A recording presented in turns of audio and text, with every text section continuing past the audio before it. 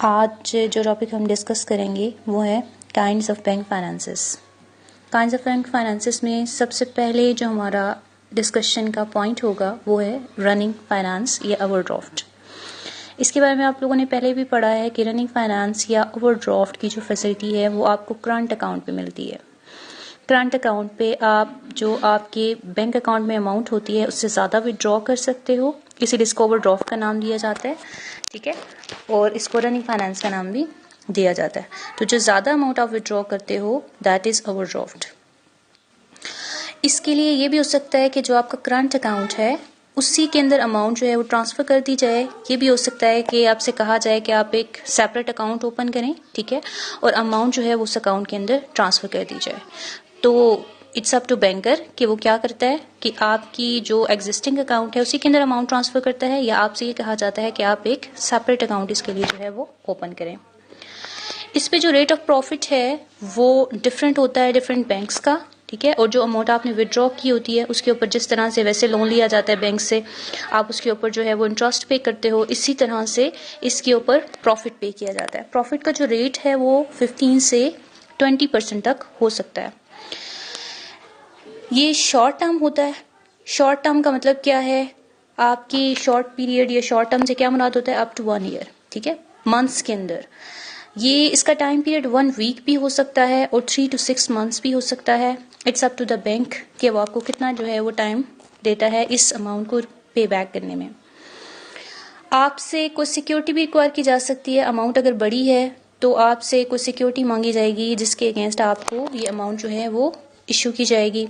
Security कोई भी goods हो सकती हैं, शेयर्स हो सकते हैं, डिबेंचर्स, लाइफ इंश्योरेंस पॉलिसीज हो सकती हैं, या जो आपके फिक्स डिपॉजिट अकाउंट है उसकी जो रिसीट होती है वो भी सिक्योरिटी के तौर पे यूज़ की जा सकती है। ये भी हो सकता है कि अगर आपकी अमाउंट ज़्यादा बड़ी नहीं है, 25,000 तक की रकम है, तो आपको पर्सनल सिक्योरिटी पे या किसी तीसरे बंदे की गारंटी पे जो अमाउंट है वो इशू कर दी जाए। तो कोई प्रॉपर जो सिक्योरिटी है चीज़ की फॉर्म में वो रिक्वायर्ड ना हो इसके लिए। ये ट्रेड रिलेटेड होती है। जो आपके बिजनेस की वर्किंग कैपिटल की नीड्स हैं उनको पूरा करने के लिए ये ओवरड्राफ्ट की फैसिलिटी जो है वो कस्टमर्स को देता है बैंक। कस्टमर कोई भी हो सकता है जो ये ओवरड्राफ्ट की फैसिलिटी ले सकता है। लाइक वो कोई भी इंडिविजुअल हो सकता है, फर्म हो सकती है, लिमिटेड कंपनी हो सकती है, पब्लिक कॉर्पोरेशन हो सकती है, ठीक है, एम्प्लॉयज़, ग्रुप ऑफ एम्प्लॉयज़ हो सकते हैं जो कि ये अमाउंट रनिंग फाइनेंस की जो है अवेल कर सकते हैं। रनिंग फाइनेंस क्योंकि एक किस्म का लोन होता है आपके लिए जो बैंक आपको दे रहा होता है, तो लिहाजा ये डेबिट बैलेंस होता है और इसको रेड इंक के साथ जो बैंक है वो नोट करता है। रिन्यूअल की फैसिलिटी इस पे आपको मिलती है कि आप चाहें तो इसको रिन्यू करा सकते हैं, दोबारा ले सकते हैं। The second one is cash finance और कैश क्रेडिट। ये फैसिलिटी भी करंट अकाउंट होल्डर को दी जाती है, लेकिन ये स्पेसिफिकली जो है वो कमर्शियल पर्पसेस के लिए है, डिफरेंट बिजनेसेस के लिए, इंडस्ट्रियल यूनिट्स के लिए। उनको जो है वो अमाउंट जो है वो पे की जाती है, लोन दिया जाता है, एडवांस दिया जाता है इस केस में। और ये हमेशा सिक्योर्ड होता है, ठीक है। इसके पीछे कौन है कि सिक्योरिटी रॉ मटेरियल हो सकती है, फिनिश गुड हो सकती है, ठीक है, वर्क इन प्रोसेस हो सकती है, यानी कि जो भी स्टॉक वगैरह है वो सिक्योरिटी के तौर पे मोस्टली इसके अंदर दिया जाता है। तो सिक्योर्ड होते हैं हमेशा। और इसमें जो आप अमाउंट आपको लोन के तौर पे इशू की जाती है, आप उसको अगर पूरी अमाउंट को यूज़ नहीं भी करते हो तब भी आपको कम से कम इसके 1/2 पे या 1/4 पे, 1/4 के ऊपर आपको मार्कअप या प्रॉफिट जो है वो पे करना पड़ता है बैंक को। अब इसकी जो फीचर्स हैं वो क्या हैं, जैसे मैंने पहले भी कहा कि ये करंट अकाउंट के ऊपर जो है वो आपको फैसिलिटी दी जाती है। इसके लिए आपको सेपरेट अकाउंट ओपन करने के लिए कहा जाता है और अमाउंट उसके अंदर ट्रांसफ़र कर दी जाती है। और ये शॉर्ट पीरियड होता है, ये भी बिल्कुल ठीक है। शॉर्ट पीरियड का मतलब क्या है कि मंथ्स में जो है वो इसकी ड्यूरेशन होती है।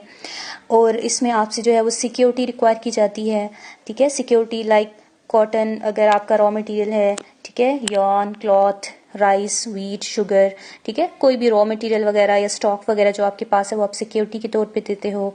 ये trade related mode of finance होता है।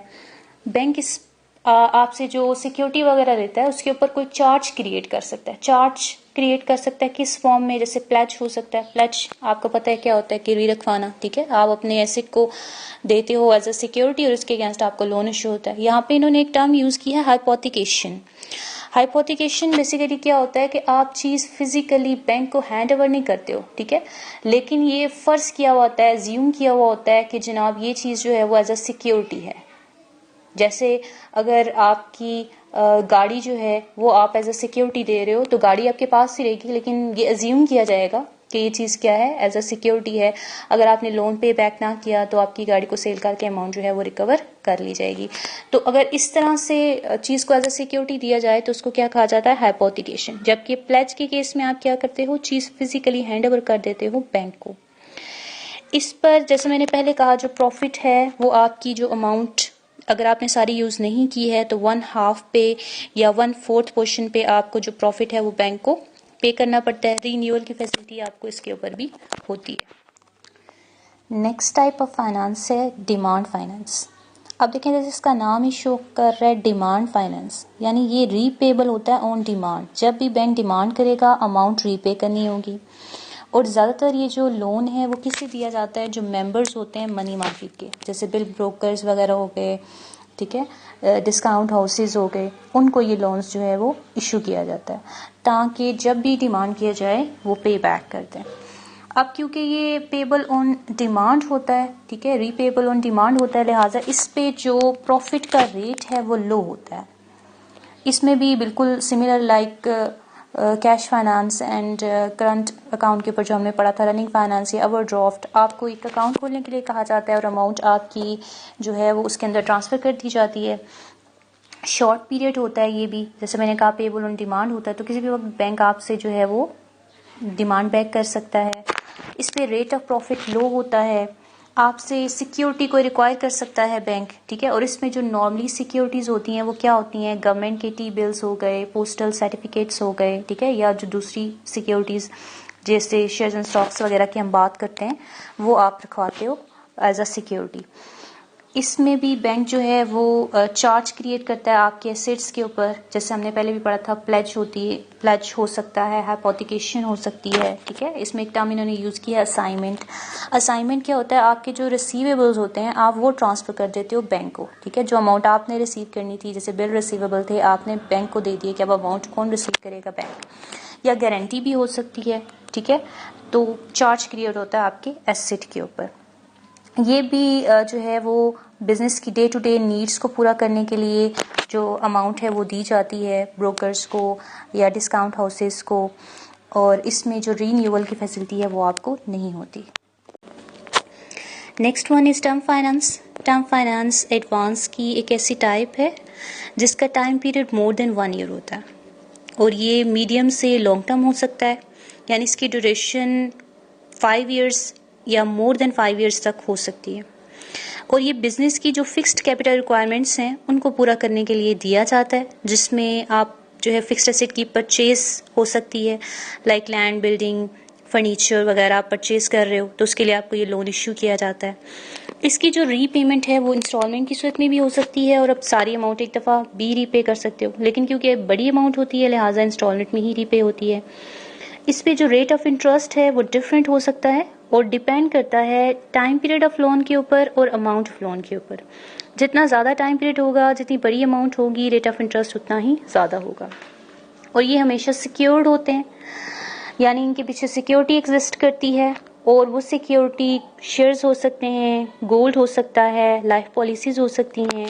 इसके अलावा आपकी फिक्स्ड एसेट्स, लैंड, बिल्डिंग वगैरह हो सकती हैं जो आप एज ए सिक्योरिटी रखवाते हो और ये लोन लेते हो। और ये ट्रेड रिलेटेड है, मोड ऑफ फाइनेंस है। आप ट्रेड से रेलेवेंट इन्वेस्टमेंट के लिए ये अमाउंट जो है वो लोन के तौर पे ले रहे होते हो। इसमें रीन्यूअल पॉसिबल नहीं होता, आप इसको रीन्यू नहीं करा सकते। इसमें आपको ग्रेस पीरियड अलाउड होता है। ग्रेस पीरियड बेसिकली क्या होता है कि आपको एक्स्ट्रा टाइम दिया जाता है for the repayment of loan, जो कि 3 मंथ से लेके 5 ईयर्स तक जो है वो हो सकता है। Next one is discounting of bills. तो ये भी एक एडवांसेस की टाइप है कि आप अपने बिल ऑफ एक्सचेंज को डिस्काउंट करा लेते हो बैंक से। वो बिल क्लीन भी हो सकता है, डॉक्यूमेंट्री भी हो सकता है। क्लीन का मतलब ये है कि उसके साथ कोई भी डॉक्यूमेंट जो है वो अटैच नहीं है। और डॉक्यूमेंटली का मतलब ये है कि उसके साथ बिल ऑफ लेडिंग या रेलवे रिसीट या डॉक वारंट वगैरह जो है वो अटैच होते हैं। वेल आप उसको डिस्काउंट करा सकते हैं। इसमें भी जो अमाउंट होती है वो आपके अकाउंट के अंदर जो है वो ट्रांसफ़र की जाती है। और इसमें जो कस्टमर है उसको ये फैसिलिटी दी जाती है। वो कस्टमर करंट अकाउंट होल्डर भी हो सकता है या सेविंग अकाउंट होल्डर भी हो सकता है, ठीक है, और वो अपने बिल्स को डिस्काउंट करा सकता है बैंक से। ये भी शॉर्ट पीरियड होता है और उसका पीरियड नॉर्मली जो है वो 3 मंथ्स होता है। और जितने भी आपके लोकल बिल्स हैं, इनलैंड बिल्स हैं यानी डोमेस्टिक हैं, वो आप डिस्काउंट करा सकते हो बैंक से। डिस्काउंट का जो रेट है वही यूज़ किया जाता है जो कि मनी मार्केट के अंदर जो है वो यूज़ किया जाता है डिस्काउंटिंग ऑफ बिल के लिए। और ये नॉर्मली क्लीन होता है, सिक्योर नहीं होता लोन। क्लीन का मतलब क्या है कि पर्सनल सिक्योरिटी के ऊपर लोन जो है वो इशू कर दिया जाता है। इसमें कस्टमर का करेक्टर मैटर करता है। और इसमें मार्जिन भी रखा जाता है जब अमाउंट जो है वो दी जाती है। जैसे जो वैल्यू ऑफ बिल है उसका 65% तक जो है वो लोन के तौर पे दिया जाएगा, जबकि 35% जो है वो मार्जिन के तौर पे रख लिया जाता है। Last one is purchasing of bills. जो डिफरेंट बिल ऑफ एक्सचेंज हैं, चेक्स हैं या डिविडेंड वारंट्स हैं, बैंक उनको परचेज करके भी अमाउंट जो है लोन के तौर पे इशू करता है। ये जो बिल्स हैं ये भी क्लीन भी हो सकते हैं, ये डॉक्यूमेंट्री भी हो सकते हैं, इनके साथ कोई डॉक्यूमेंट्स अब टाइटल अटैच हो सकते हैं। इसमें जो अमाउंट है वो अकाउंट के अंदर ही ट्रांसफ़र की जाती है और जिस बंदे को इशू की जाती है वो भी बैंक का कस्टमर होना चाहिए, अकाउंट होल्डर होना चाहिए। इसका टाइम पीरियड 7 डेज़ या उससे ज़्यादा होता है और ये सिर्फ सिंगल ट्रांजैक्शन के लिए आपको अमाउंट जो है वो दी जाती है। अगर टाइम पीरियड 7 डेज़ तक है तो जो प्रॉफिट है उसका जो रेट है वो नॉर्मल होता है। अगर 7 डेज से ज़्यादा है तो प्रॉफिट का रेट जो है वो इंक्रीज़ कर जाता है इसके अंदर। और आपके जितने भी लोकल या इनलैंड बिल्स हैं उनको बैंक परचेज़ कर रहा होता है और इसके लिए किसी किस्म की सिक्योरिटी की ज़रूरत नहीं होती। वहीं पर्सनल सिक्योरिटी के ऊपर जो है वो आपको लोन इशू कर दिया जाता है आपसे बिल परचेज़ करके। ये भी trade related mode of finance हैं और इसमें किसी किस्म के मार्जिन की जो रिक्वायरमेंट है वो नहीं होती, यानी कोई मार्जिन नहीं रखा जाता और शॉर्ट पीरियड है